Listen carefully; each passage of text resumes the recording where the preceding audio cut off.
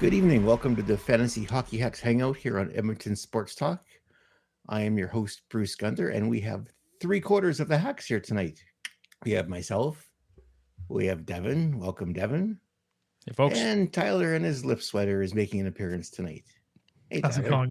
going? We are live tonight on EdmontonSportsTalk.com and on our YouTube channel, youtube.com/heavyhockey. If you're on our YouTube channel, don't forget to like and subscribe while you are there.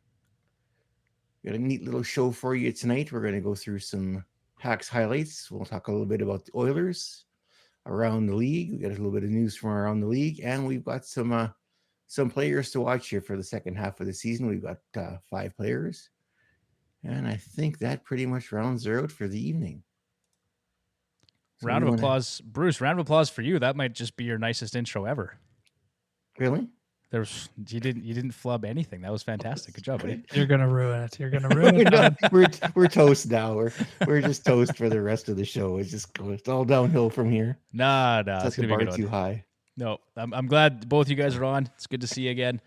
It should be an interesting show. So where do you want to start, Bruce? Well, let's start with the Oilers. The streak's over.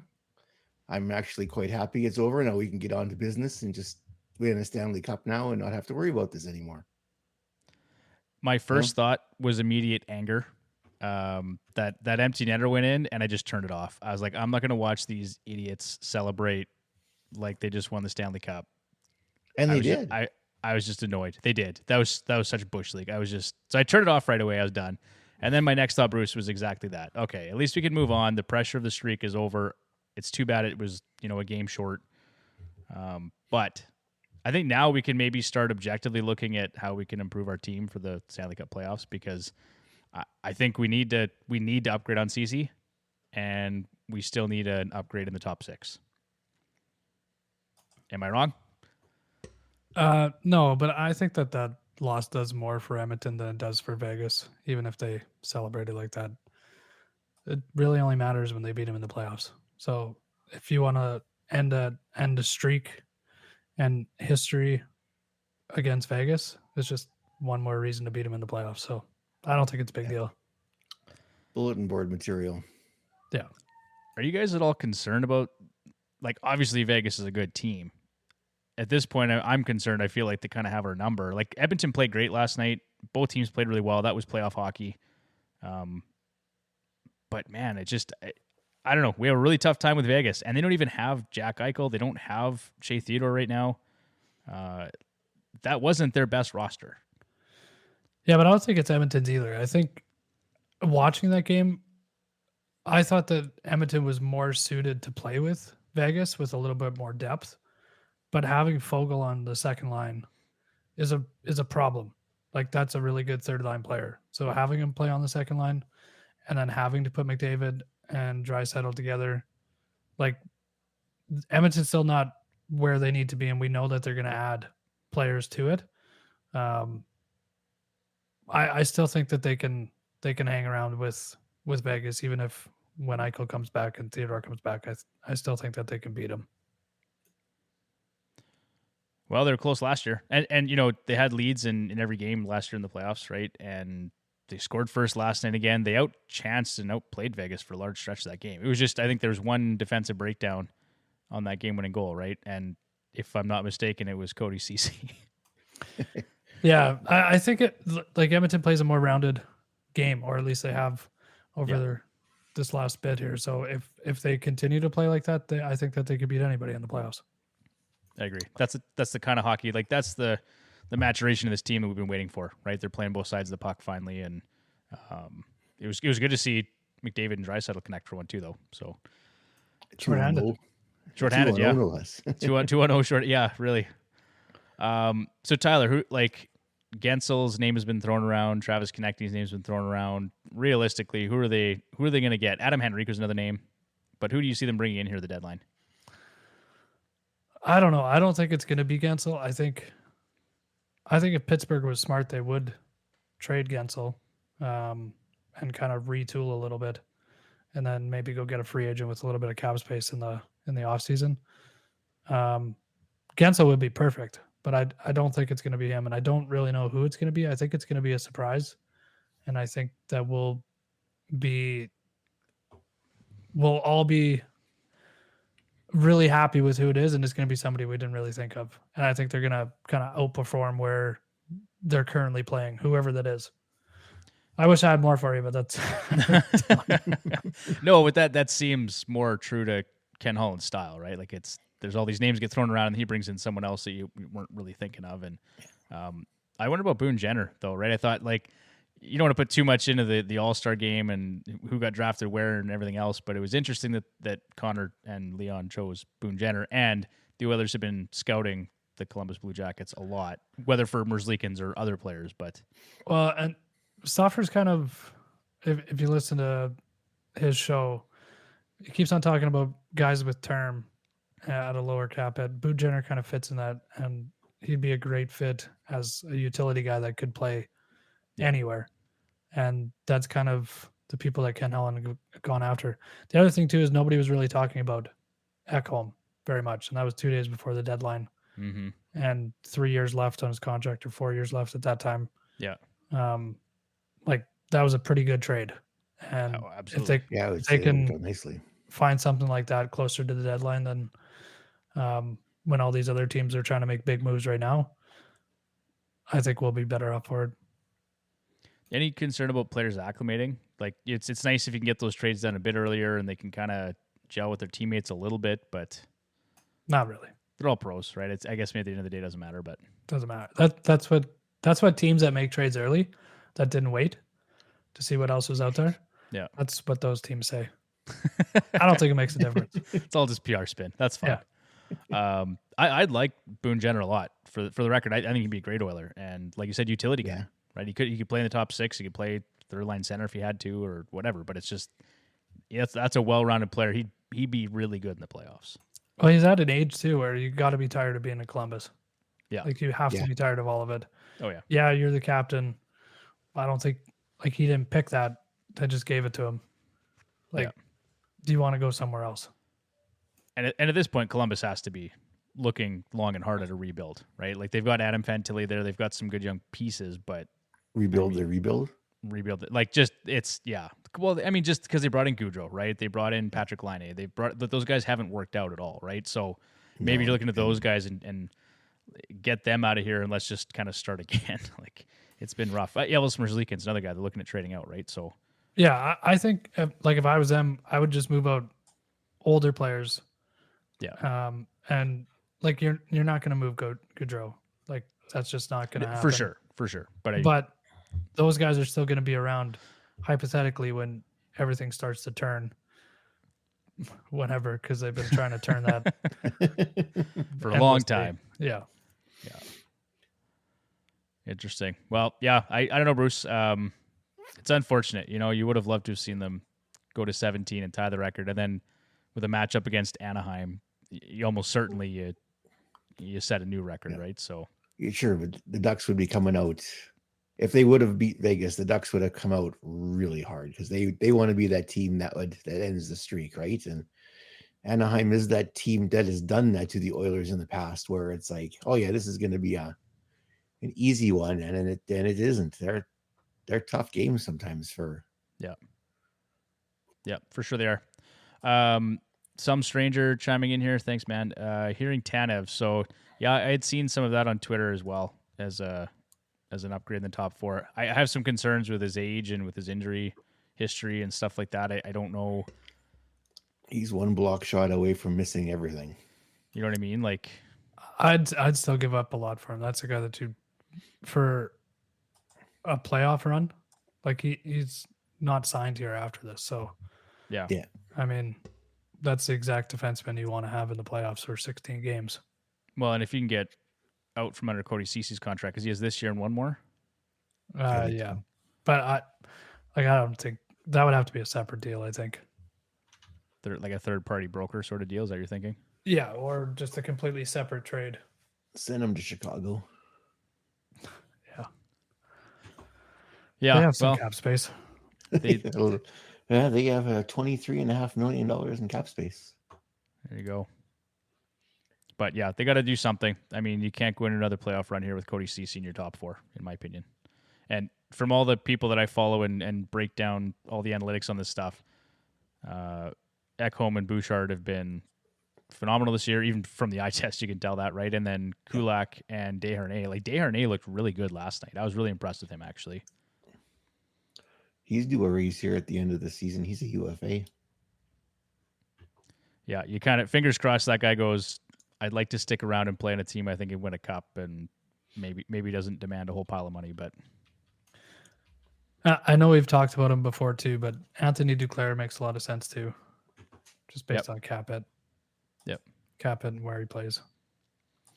And he's not signed to a big deal, is he? He's got, where is it? Duclair. No, it's not big money. Well, it's basically CC $3 million, and he's a UFA. So, are we sort of resigned to the fact that we're just not going to touch the goaltending now? Like we're happy with Skinner and Pickard, and then maybe Campbell if we had to. I still think they're going to try and do something, but I think it's the third most important thing that they're going to try and do. That's the last on the list of trying to do stuff by the deadline. Yeah, I would say after the past, through this whole streak, I don't think goaltending was the issue. No. Skinner is snapped out of whatever he's in. Pickard's been playing amazing. Campbell's had a good streak there down in the AHL, so I think they're in a good spot because I don't think they'll, like Tyler said, I think it's the third most important thing. They'll go look at adding, he said, upgrade CC if they can get another top 6 forward, and then if they've got stuff left to get a goaltender that can help, then yeah, they'll do that. But yeah, it's dropped. I think it's dropped on the priority list now. Yeah, Skinner was good again last night. 2 goals against. He had .920 save percentage. Like not much there to be concerned about from last night. Oh, for sure. For sure. Well, that's all I got for the Oilers. Unless you guys want something else to talk about. I just basically had the streak end, and that's all I put in here. I didn't put anything else in. I kept it pretty simple. It's only been one game, right? So it's that's all there is. Well, let's jump to around the league. Well, got a few things in here. Starting off is just before the All-Star break, we found out that Sean Monahan had been traded from the Montreal Canadiens to the Winnipeg Jets. Jets get a 2024 first-round pick and a conditional 2027 fourth-round pick. He played his first game with the Jets on the second line between Nikolai Ehlers and Cole Perfetti. So played just over 15 minutes. It was a pretty uneventful 15 minutes for him, but get himself acclimated, and that's a nice little spot for him to slide into. Yeah, he didn't play as much power play time as I thought he would. I know in practice they had him on power play 1. It looks like he had 42% power play share in that first game, so it's not too bad to start. It's not terrible. It's just 15 and a half minutes. That might be the new norm for him, right? Is 15 and a half to 16 and a half minutes as opposed to the 18 to 21 minutes he was playing for Montreal. So from a fantasy perspective, like I think there's still, like, it's early, right? It's been one game. They'll ease him into it. Yeah, I don't know. I think we see this lots, right? When a player goes to a contender, their ice time sort of diminishes a little bit from where they were previously. Balance things out a bit. Yeah, so I love it for the Jets as like a hockey trade, obviously bringing in Monahan. He's having a good season, right? He stayed healthy and he's been productive, and that kind of bolsters their center depth. From a fantasy perspective, I'm still kind of back and forth on this. It remains, just the jury's out for me, I guess. We'll see if he maintains that second line center spot and the top power play.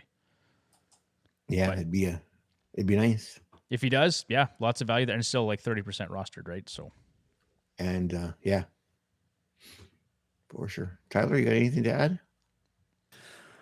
add? No, that's pretty good asset management though from Montreal. Yeah. 2 first-round picks for him. Yeah, you can't really complain about that, can you? Yeah. I mean, anybody that has cap space, I guess you can do stuff like that. Obviously, you're not a very good team if you have cap space, so good for them. The Oilers are in the bottom half of if you look on Cap Friendly, they're in the lower part of it. They actually have just, what is it here, $1.3 million in accrued cap space right now, which is about $700,000 more than the next one in the list, and that's the Flyers. I did read that if they wait until the deadline, they will have accrued. It was like 2.7 million in cap space. Yeah, It's basically a $4 million cap hit that they could take on, but that was depending on where they moved Holloway around and how many recalls they have and stuff. So yeah, I don't understand the math good enough to figure that out, but they will have No. some money at the deadline. Yeah, I can't figure that stuff out either. That cap Well, stuff drives me nuts. And you have to know they're going to try and get somebody to eat some cap, or like we talked about brokering a deal with a third party. Like there'll be some of that going on too, where they can create some more cap space. They'll do something. They're going to have to if they're bringing a top 6 winger. Yeah, I just have a hard time believing that they would actually move out a top 4 defenseman. I know even bringing in another one, but that's hard to do. I don't know if you trade CC to San Jose and somehow in a separate deal get Tanev to come in. I think that would be really, really difficult to do. Be great if they did it, but because you take some money off the books for next year and maybe you keep Broberg and he can slide in there. Maybe. Yeah. Broberg's been really good in the AHL recently here, so yeah. It's amazing what happens when they actually let him play. Yeah. The jury's still out for me though at the NHL level. Like, no, I'd still trade him. This is a great time to trade him. If he's playing good down there, yeah, they already know he wants out. Because if you bring him back up again and he doesn't play or he doesn't play well, yeah, trade value's gone. It's Jesse Puljujarvi. Yeah. Good segue, Tyler. Our Bison King signed a 2-year, $1.6 million deal with the Penguins. So kind of nice to see him to get back into the NHL. Not a huge contract, but he played his way into it, which is good for him. Yeah, he had decent numbers in the AHL before he signed that deal. I still don't think it. I think this is probably the last deal that he gets. He just doesn't have the IQ to play with good players. So I don't know. Good for him though. I hope he does well with it. Is this just sort of a stopgap for the Penguins? Like they kind of know they're going to move out some pieces here. Maybe they're looking at Gensel. Like that's just there's lots of rumors, right? So if they trade Gensel, they got to have someone on the wing to kind of partially fill in. I'm not saying it's Gensel, but I think so. I don't think like they're not going to be sellers like as you would think most teams that are like selling pieces off. I think it just makes sense for them to move Gensel and not pay him long term when you got everybody else that's up there in age and they have no prospects, not much for picks. So if they can get a couple of young players and maybe a roster player, retool, change it up a little bit, and then add a couple more bodies that they're not going to get otherwise. I think that's what they have to do. Because they are 5 points out of the wild card spot right now with 3 games in hand. And you know they're still going to push for the playoffs, 100%. Like they've signed these guys to 6-year deals. Sid's there for a couple more before he has to resign again, right? It's just they're not gonna fold it, right? They're gonna keep rolling somehow. But yeah, that's right. Like talking about cap management, they're gonna move Gensel because there's a lot of reports too that he's turned down a couple big contract offers. Yeah. He may want to test it and see what he can get too, which would very much suck for Pittsburgh. I think he also has to look at where the team's going. So if Crosby there for 2 years, you have Malkin there for a couple more, but Malkin's age, Carlson, Letang. Yeah. If he signs, which he should, for 7 or 8 years, he's going to be the only one left in a couple of them. And then you're at the end of your career and you're playing for a team that's rebuilding. So I think that's why nothing's happened is because I don't think he actually wants to be there through that. Even kind of reading what his agent said about they want to see where the team's going to go with stuff before they do anything. It kind of means you're not signing there for a long time. Well, sign for 2 or 3 more seasons, right? Like I would sign it. I would sign until Crosby's done, basically, and then. But you don't do that. You don't do that when you're at his age, scored as many goals as he does, and going into UFA with a cap going up. You go to UFA and you get all of your money. He's 29, so he'll. I guess, yeah. And two, He's he that does old, hey? have. Jeez. Yeah, and he's got a modified no trade clause, 12-team no trade list. So if they do decide to try and trade him, he's got some control over it too. Yeah, So 'cause you don't know what happens if maybe he blows out his knee in year 2 of that 3-year contract that he signed for whatever money. Yeah. Then what? You could just sign your 8 times 8 and Well, that's what play I would where you do, I wanna play. guess. Yeah, but you saw like Matthews signed a 4-year deal, right? In Toronto. yeah, Matthews. I'm just Matthews I'm is just saying taking- it's not what I would do, but maybe more players are going to start looking at it that way. Well, Matthews is going the NBA route. That's how the NBA players do it. They take short-term, high-dollar contracts, and then they basically bet on themselves over the term because as we know, the cap is going to go up here, or it should go up year over year. So in 4 years, he'll be able to get himself a big cap number instead of locking himself into a number now and possibly getting more later. And I think it works for Matthews given his age and the player, but Gensel, like, I didn't realize he's 29. Like that's a big difference too, because if you're 31 going into UFA, it's a little different, right? Yeah, no, definitely. Whoever is going to get Gensel, it's going to be 7 years, 8 years if Pittsburgh re-signs him, and it'll be a big number. I was reading somewhere around the 10 million mark. And why wouldn't you sign? Like I know they just want to win. All the players just want to win. But if you have an offer on the table for $10 million times 8 seasons, Yeah, but the thing too though is that he's gonna get that wherever he wants to go. Like he'll if get 7 years, right? He'll get 7 seasons. unless he gets traded to that team Yeah. before the end of the year, then Right. you can still get that 8th year. And even at the draft, you can still get traded and get that as long as it's before free agency. Mm-hmm. So he still has that time. But that's the thing with players like that. Whatever Pittsburgh can give him, anybody else can give him. So it's not a matter of, well, I'm going to sign this right now because I can get it here. He can get it anywhere. Yeah.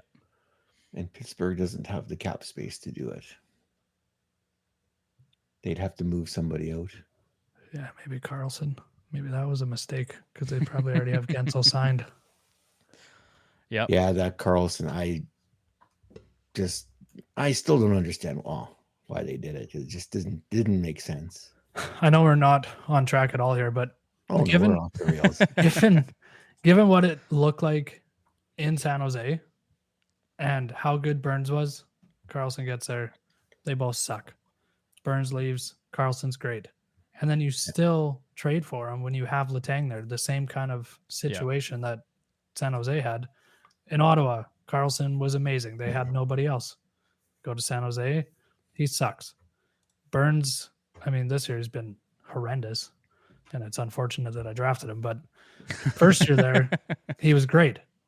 And now he's just old. So that's probably what's happened there. But then you go and you play with Letang, 2 right shot first power play guys that like to play a similar style.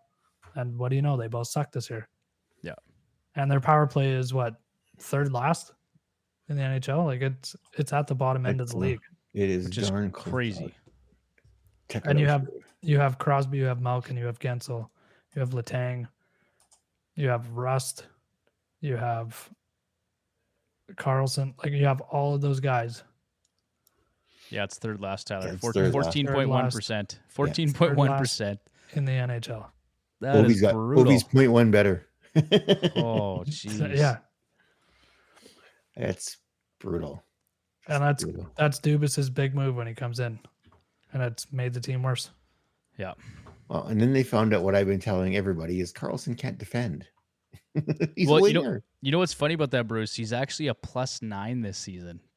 The first time he's been a plus player in like 5 seasons, 6 seasons. Oh yeah, he played in San Jose. But that's just interesting, right? His first season in San Jose, he was +6. That was the last time that was in 2018, 2019. Who's he been partnered with for most of the season? You can look that up too. Because that makes a huge difference. Ryan Graves is current. Marcus Pettersson he spent 46% of his time this season with Marcus Pettersson. See, he has to play with somebody like Tanev. I know we talked about him a lot, but somebody like that, just a solid. Even Matt Benning would be better for him to play with. Like somebody that's all that they do. Stay-at-home defenseman. Yeah. Mm-hmm. Someone to cover.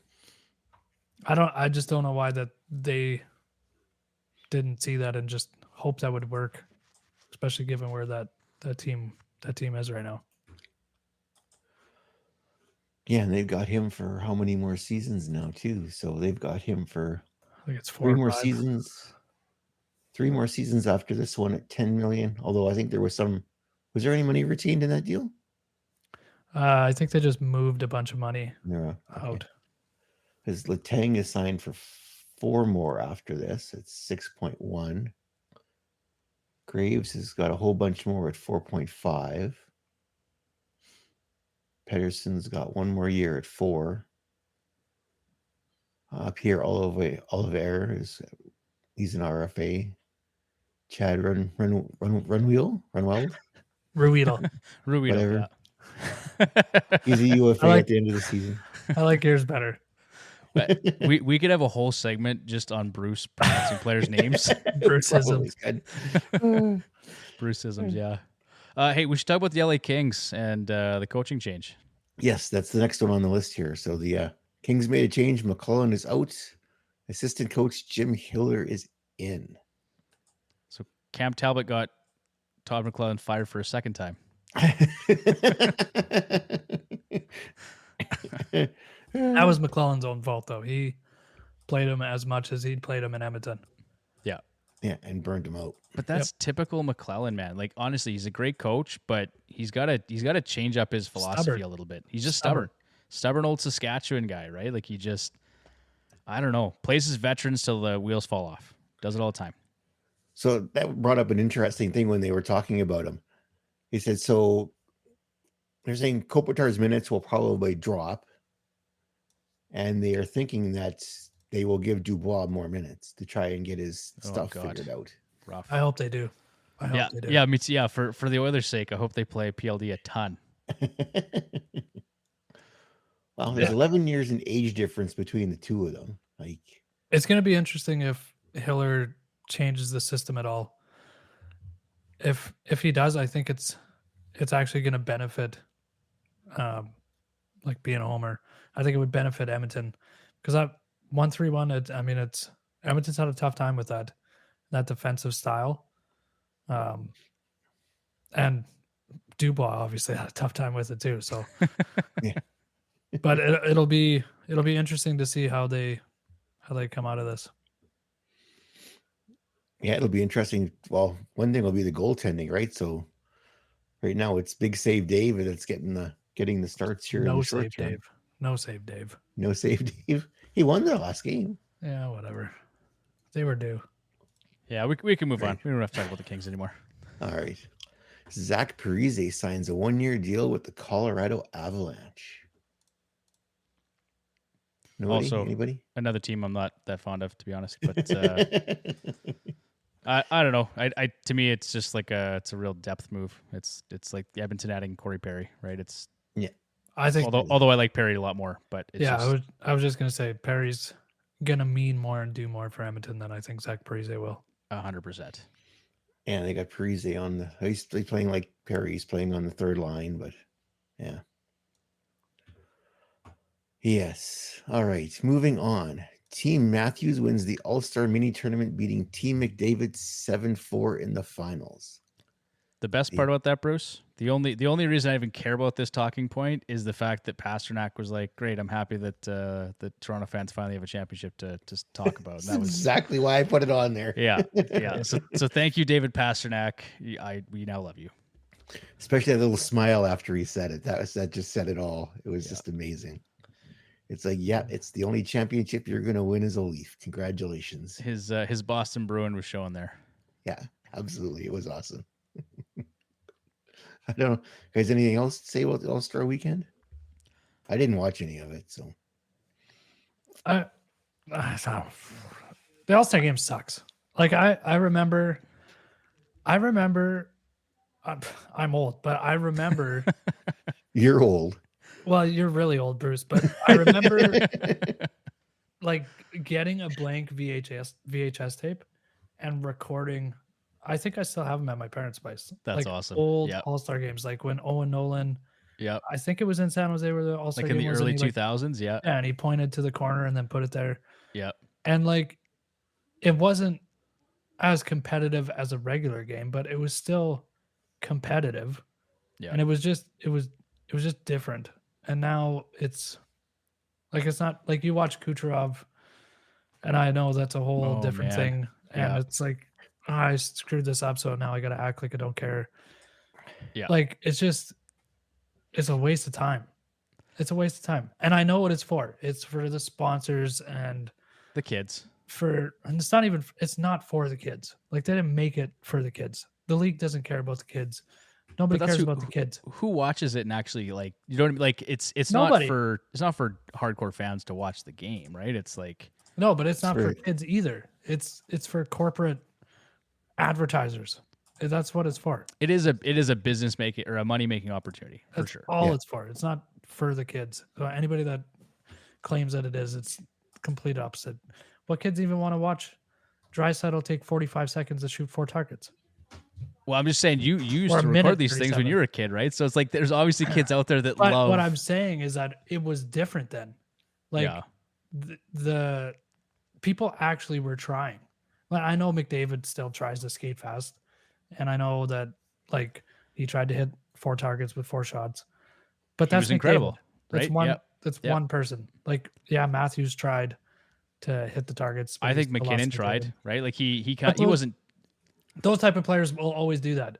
Yeah. It just meant more when it was like East versus West, and it wasn't like, well, let's do this draft, and hey, you're my buddy, so let's. do Yeah, it's this. kind of And gimmicky, right? The That whole stuff. draft thing was super cringe. Like I just really yeah, they had 40,000 viewers in the U.S. for that. Yeah. 40,000, in the U.S. It's brutal. the right? entire But country. it was bad. It was really That bad. was all they had was 40,000. Yeah, it might have been 46, but it was in the 40s. Oh my Not god! good. Not good. But yeah, It's bad. they need to do something like I think you said, East and West, and it's got to be there's got to be something meaningful at the end of it. It doesn't have to be like baseball where you get like home field advantage or whatever in the. I I'm like Girl that. actually in Series. favor of that. I think that I like give that. them something to play because these guys have money, right? They don't really. Do they care? Right? Like, okay, Yeah, I but- won another extra but $100,000. Hockey's different. If it really matters, like these guys go and get hurt and then you're out for however long because it was more competitive. In baseball, like you might hurt yourself like biting your tongue while you're chewing spits or something. Like nobody's getting hurt, or maybe they're gonna pull a hammy or something like that. But like beyond that, you're not gonna get like a broken leg. Well, but you know what, Tyler? You get hurt and have a broken leg in mid-February anyway in a regular season game, right? So it's like Yeah, but that was a Stuff regular happens. season game. That is part of the season. I guess I'm just saying if there's something to play for and it mattered, like wouldn't home ice advantage mean something too in the playoffs? Yeah, Yeah, and that's stupid. Just get rid of it. Do Just don't get rid even of do it. that Four Nations thing because that thing's stupid too. That's 'cause also you still stupid, missed I a bunch agree. of players that it should be there. Yeah. And do the Olympics every 2 years, and don't do this stupid All Star game because even when they're like, oh yeah, Sidney Crosby, 11-time All Star, he doesn't give a crap about that. Yeah. Nobody does. Yeah. Back like a long time ago, it mattered how many All Star games like you went to. Like when they would announce a player, they would announce this many time All Star, and now people don't even talk about that because it doesn't matter at all. No, like Sid went to what was it, Big Sky, Montana or something to go. Like he was on an outdoor rink. He had no intention of being there. He didn't care. Frank Cervelli was all upset about that, but he doesn't care at all. he's Get the over it, only one Frank. that got upset about that. Yeah, Yeah, get and over it, it's Frank. Sidney Crosby. He can do whatever he wants to do. Yep. Oh, the other reason Frank's going on about it is because he's a Flyers fan and Yeah. Philadelphia, They don't right? really So like Pittsburgh too much. they don't like Pittsburgh, and they don't like that Canada beat them in 2010 and 2014 and 2002. Yeah. So anyway, Well, maybe Daly's face-off clicks were a little low. He just needs some clickbait to Yeah. get the click numbers back yeah, up. some clickbait for sure.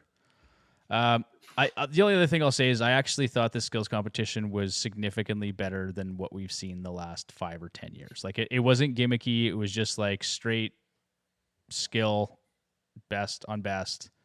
Some guys, I think you're right, Tyler. Kucherov screwed up, and then to save face was like, I don't really care, and he got booed for it. But I thought most of the guys actually seemed to try. Like Draisaitl struggled, right? Obviously, but Yeah. I mean, McDavid he crushed it, and in every event you could tell he was trying. He was doing his best to try and win that thing. But that's the other thing. Do players really want to go there and take 5 minutes to shoot 4 targets and look like an idiot? They don't. Of course they don't. Look at the video they did with Bjorkstrand when they announced he was going to the All-Star game. You look at his face, it's like, oh fuck, really? Sorry. I have to go to this? Like, yeah, he didn't want to, for sure. He didn't want to go. It's like, yeah. I don't know. I'm not like, I'm not advocating in favor of the All-Star game or anything. I just think like they did a good job with the skills competition this year, and it wasn't a complete joke, and it was actually better. So yeah, it was definitely better. You could tell the difference from like players having some input in how it should go together, and like broadcasters, TV companies, those guys putting together when you're like trying to sauce pucks into the fountain and stupid crap like that. Like, who cares, right? It was stupid.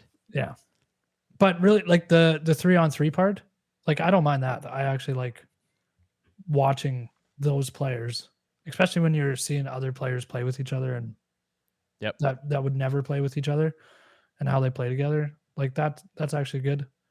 But the skills competition's not. That's well, not McDavid, Draisaitl, Pasternak. Like, when are you ever going to see that again? Right? It's just, it's pretty great. Pretty great. Yeah. Trade deadline a few years down the road. Yeah. We got a couple other things here, Bruce, and then I think we're going to try and power through here. I think, hey, just go through our players to watch in the second half after.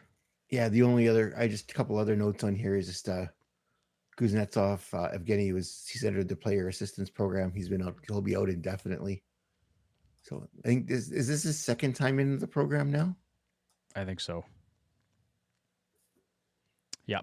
So hopefully he gets his stuff figured out. But it's well known that he's a real fan of the nose candy. Oh geez. Yeah. Well documented. I'm not even. I'm just saying it's been reported. Yeah. So continue anyway. Yikes. All right. Only other thing I added this one here tonight. Mikhail Sergachev owners, me and Devon. So Sergachev returning from a 17-game absence in his first game back tonight. He took a reverse hit from Alexis Lafreniere, and his knee did something that it probably shouldn't have done or shouldn't be able to do, and they had to stretcher him off the ice. It actually looked like his ankle. Bruce. When I watched the highlight again, that's definitely he broke his ankle. He did something pretty nasty there. I actually forgot to take him off of IR for tonight, so I think that just actually might have worked out better in my favor. Just leave him there, Bruce. Unfortunately so, but yeah, it's I guess we'll find out in the next couple of days what's happened there, and hopefully it's nothing too serious. But if it is a broken ankle, that pretty much, well, that's what. So we're February, April. That takes them into them circumventing the cap. Circumventing the cap is where that takes. It opens a lot of cap space. Tampa Bay trades for Jake Gensel. yeah, exactly. Right? Well, if you look at the cap hits, so what is Sergachev's cap hit is right around $6 million, isn't it? I think it's 6.25. Oh, jeez. Or is it 8.5 now? I can't remember anymore. Sergachev's is where is Sergachev always down? Where is it on here? Sergachev 8.5. So they got lots of space. They could go get Duclair and Gensel.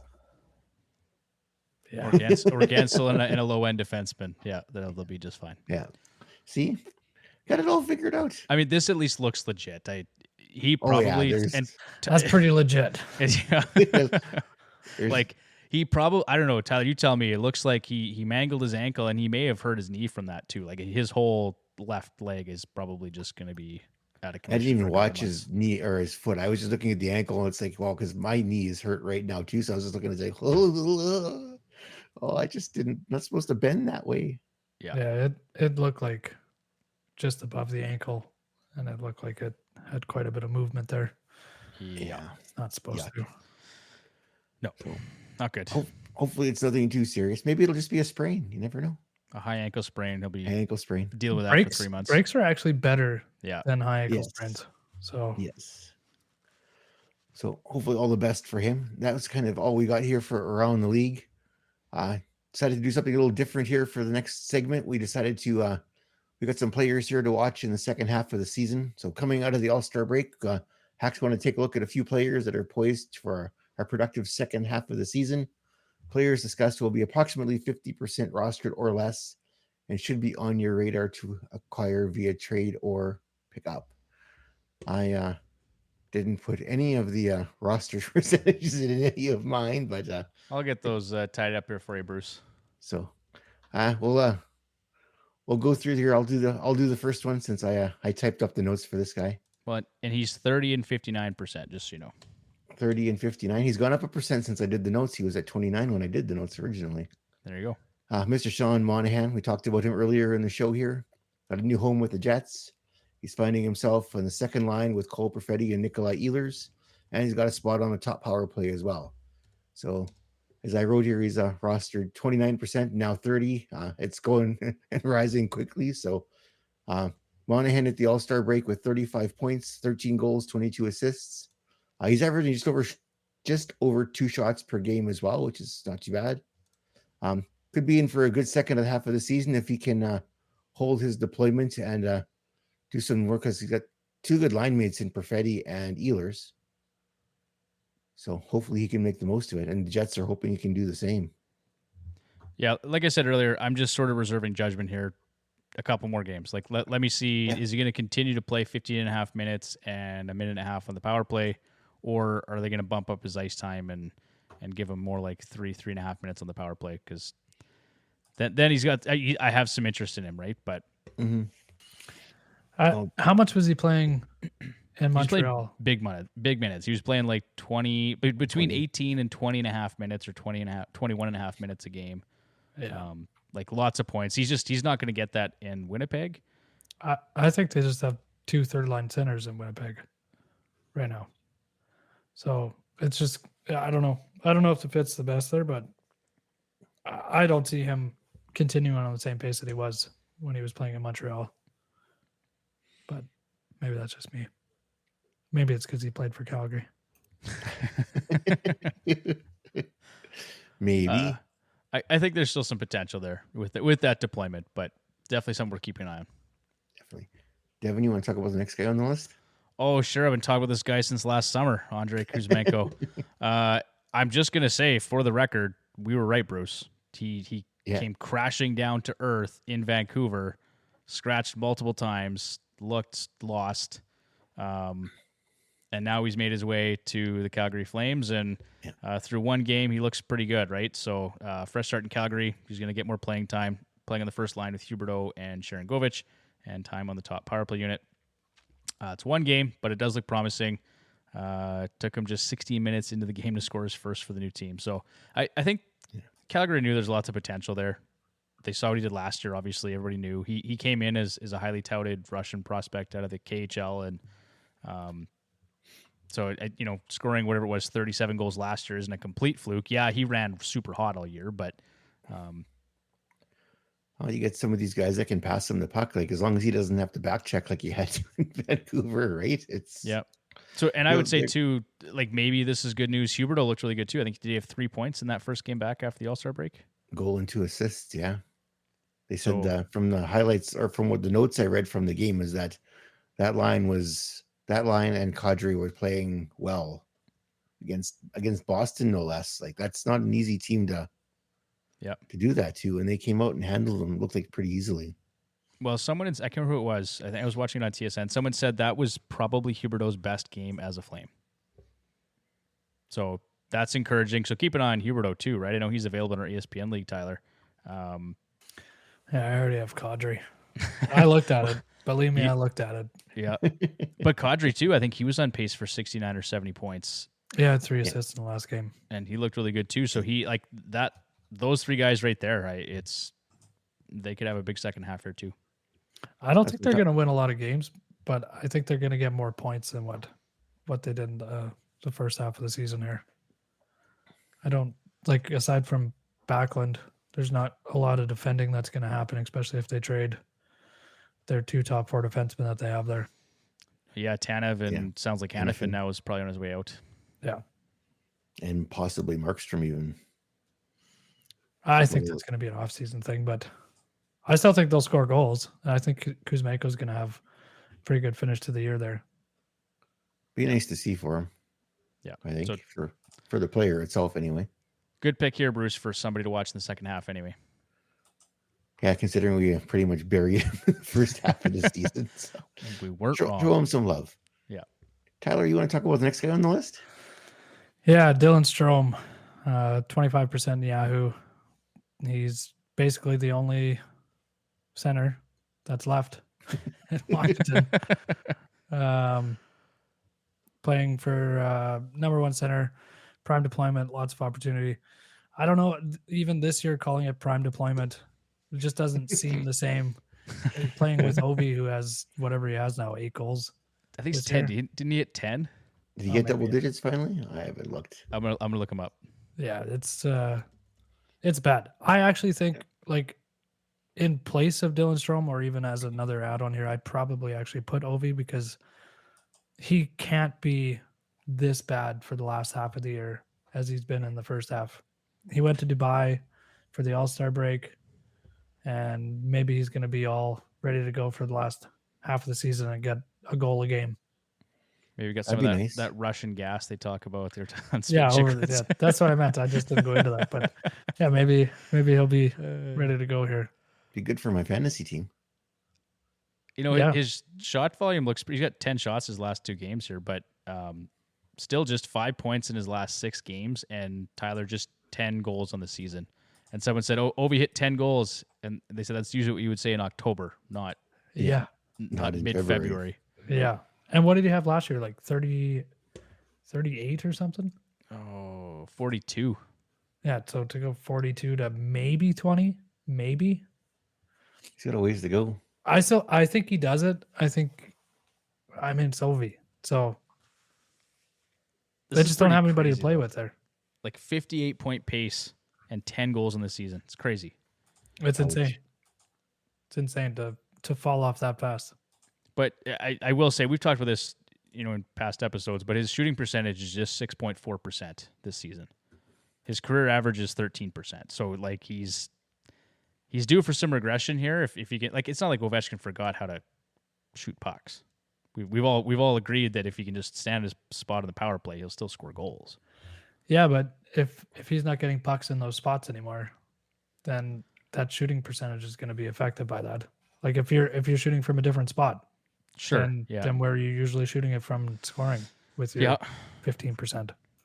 But his team's 5-on-5 shooting percentage is also down at 6.4%. It was 9.1 last year, 12% close to 12% the last 2 years before that. And his secondary assist percentage is down this year as well. So that's actually someone, I would kind of look at Ovi in the second half and go, the numbers all say he should see some regression. I'm not sitting here guaranteeing it's going to happen, but if you're looking for a buy low opportunity, Ovechkin might be the guy. Yeah, I think so too. Here comes a Tyler trade offer.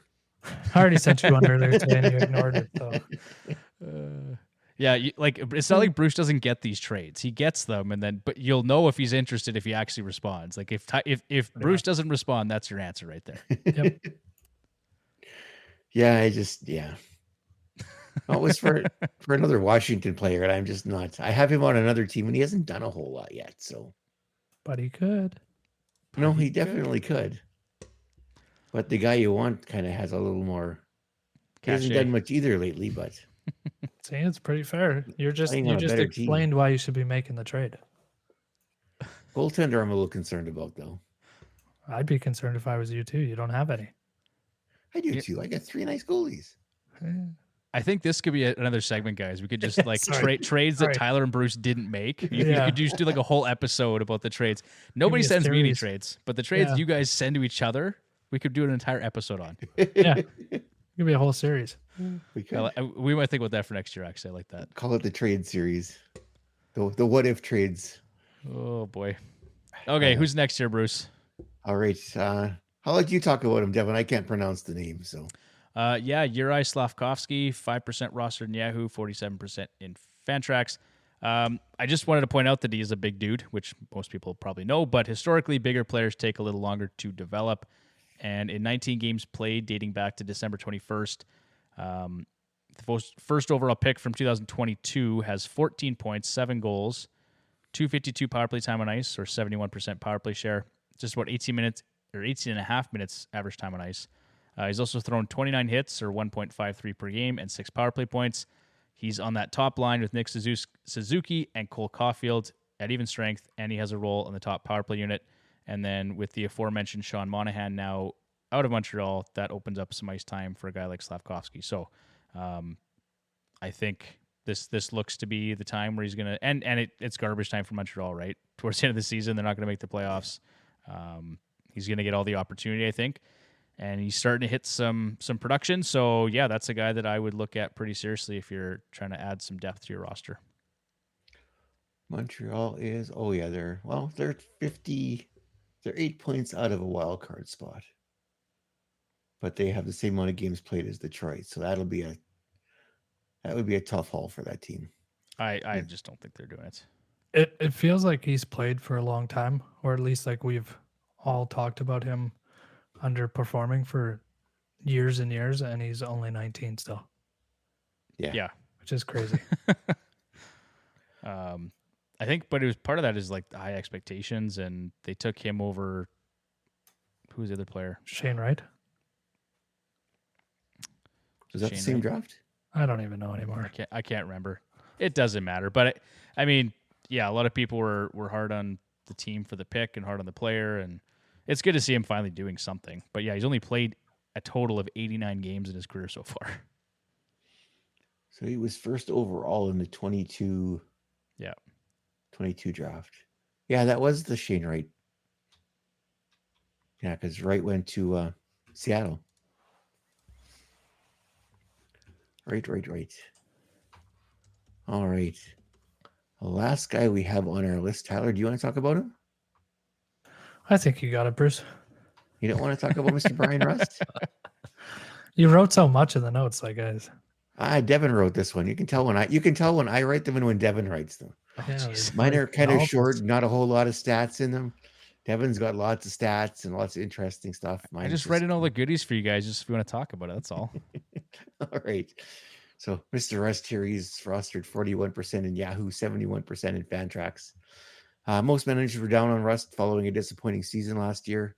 Saw him just post 46 points. He did get 20 goals, though.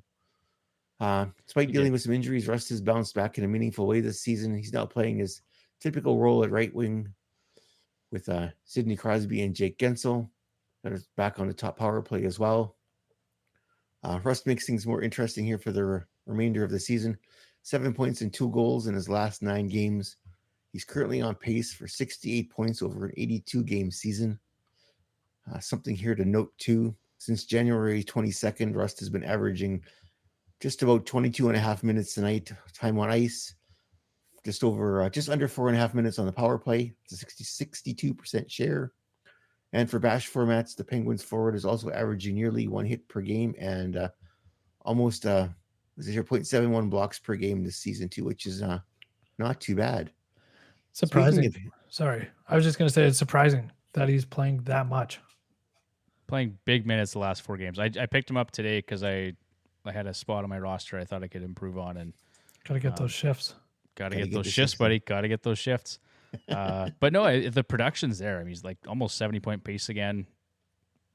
I was one of those people that like everybody's really down on Bryan Rust after last season, and I actually drafted him, I think, in our ESPN league, like later, right? The value was good, and I thought he'd be like, and then he had some injury troubles and stuff, but yeah, I like Bryan Rust for the category coverage and the production and the deployment. So I think he's in line here for a big second half, especially, and we've talked about this last too.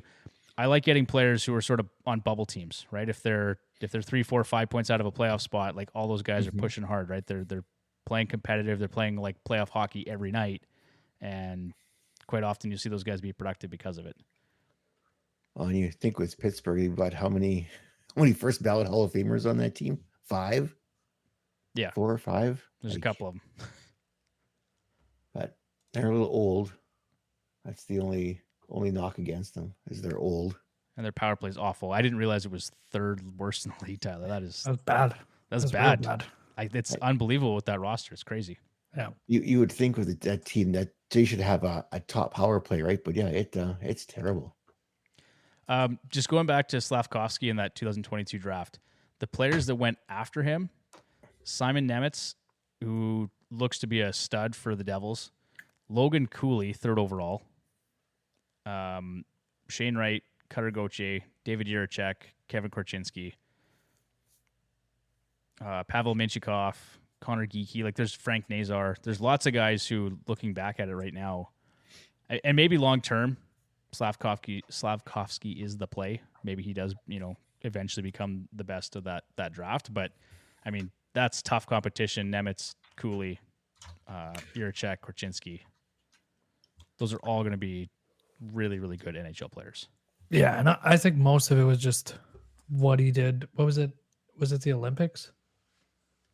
Not the Olympics, the World Championships or something that were leading up to that. And he played pretty well. Yeah. Also a big, he's a big winger. And I think for Montreal having an undersized team like they do, adding that was probably pretty intriguing. But he doesn't actually play that big, though, for being the size that he is. Yeah, 6'3", 240. He's a big dude. Yeah. Oh wow. And he doesn't look that big when he skates, and he doesn't play that big on the ice either. Even though he is still only 19. He's no Zach Benson. That's right. All 5'9" of him, but he plays like he's 6'9". So could you imagine if a guy that was Slafkovsky's side played like that? He'd be like Eric Lindros. It'd be terrifying. Yeah. It'd be awesome. Be very terrifying. Be fun to watch. All right, boys. Anything else? Only thing I was going to add, because I just thought of it when we were talking about Bash here, is the NHL updated their oh yeah hits. Was it the hitting stats? Is that what? Added, like, I forget how it's ridiculous the amount of, they did an audit on the amount of hits thrown in the first part of the season here and added it in today into their stat system. I was trying to find, because Victor Nuno had posted something about it, and so did Left Wing Lock. I think they added like 2,000 additional hits from what they had previously. So I don't know how they just missed a pile of them, but they just said that that's obviously going to have some impact on fantasy leagues. Like 2,000 hits. That's a lot of hits that were. Well, Victor posted something a few minutes later, said it looks like it's closer to 6,000. Really? 6,723. Oh, geez. That's huge. Well, so I did look back at it recently, but when Left Wing Lock put his out too, like some of these teams, it was like 1,000 additional hits. Yeah. So there's a breakdown there if you want to check it out on Twitter. But anyway, yeah, that's really interesting. I don't know how you messed it up that bad. Yeah, no kidding, right? It's just weird. Just weird. Well, Bruce, you wanna send us out? We got like a minute here to that'll wrap it up nicely in 60 minutes. Well, the outro won't be as good as the intro, unfortunately. But all right. Thanks for joining us on the show tonight. You can catch us on Twitter at FHHacks, on Instagram at Fantasy Hockey Hacks, and Sunday podcast. Actually, and don't forget our guys too, Puck Dynasty. So they're releasing a new episode now. They're recording Friday nights. It drops on Saturday, and that's going to cover Dynasty prospect discussions and around the league as well. Lots of fantasy talk. So Ryan Black and Evan Diebert, check that out every Saturday morning. And then Heavy Hockey Showdown. Don't forget about that. Yes. I'm going to try and get my fundraiser page up sooner than later, but Tyler and I will be playing in that one. Should be fun. We're looking forward to it. Going to the Battle of Alberta that night too. So, good stuff. And there you have it. All right. Well, you guys have a good night. We'll talk to you on Sunday. Hey, good night. See you guys. Take care.